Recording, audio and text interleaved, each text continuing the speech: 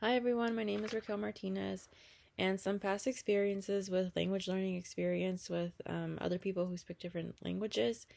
I would say my aunt, I have family that lives in Toronto, and my uncle married a Italian Canadian, and she speaks Italian, fluent French, fluent Portuguese, fluent Spanish, but her first language is Italian. So it's nice talking to her. I mean, we both speak English, and then Spanish, but whenever I go see her side of the family, they all speak Italian. And I can kind of, using the Spanish and Italian cognates, I guess, I can understand what they're saying. And it's pretty cool. And she has kind of the same experience as I do, as my language learning experience here with English. I grew up learning Spanish first, but when I got into school, my district didn't have bilingual programs yet, so it was all sheltered instruction, all English, and that's how I kind of just got thrown into it, and I picked it up really fast. But as I got older, I realized I didn't have a good enough Spanish foundation, and I had to kind of develop that myself. My parents never taught me how to read or write in Spanish, just how to speak Spanish. And around middle school, that's when I kind of taught myself to write in Spanish and read in Spanish. And later on in high school, I did take a French class, and that was pretty cool because it's a Latin language.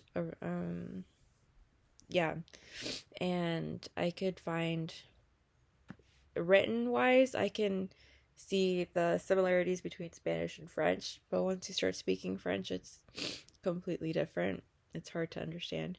I only took 2 years of French though, so I don't remember much, but it was easy for me to pick up like simple stuff like the numbers and simple sentences.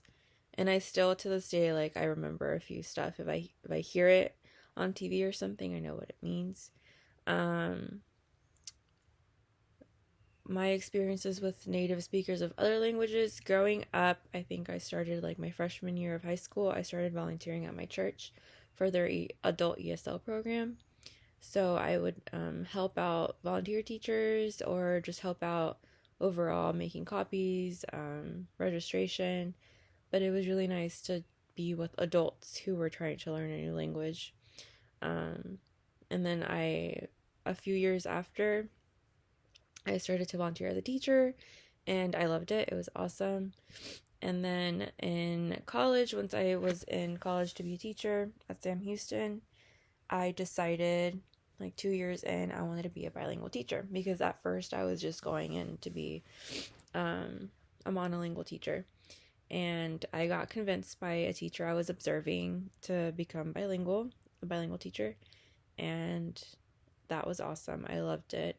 And I've been teaching now this is my 4th year. I did a year-long student teaching residency with Sam Houston in Klein, and then I got hired on in Klein as a bilingual 3rd grade teacher, and I've done dual language 3rd grade, bilingual 5th grade, and I'm still doing bilingual 5th grade this year. And I will say each year has been different. My first year, I barely spoke Spanish because my kids were all fluent in English. My second year, I did dual language, and that was a little learning experience. I liked it. And then the next year, I went to 5th grade, and the dual language program had not reached 5th grade yet. So it was my same students from 3rd grade, and I barely spoke Spanish. But this year, I'm still doing bilingual 5th grade, but my afternoon class is full of newcomers. So I do have to use my Spanish skills, and it's interesting to see the level they're at in their Spanish and their English. My teaching philosophy, I believe in helping my students out by helping them with their language, helping them be proud of their first language, growing their first language to develop that English language, and just being educated myself with language so I can help them with their language acquisition. I believe second language and foreign language are best learned speaking and listening. Just because seeing kids be with friends, they start to pick it up. They start to want to talk in English. That's how I learned English.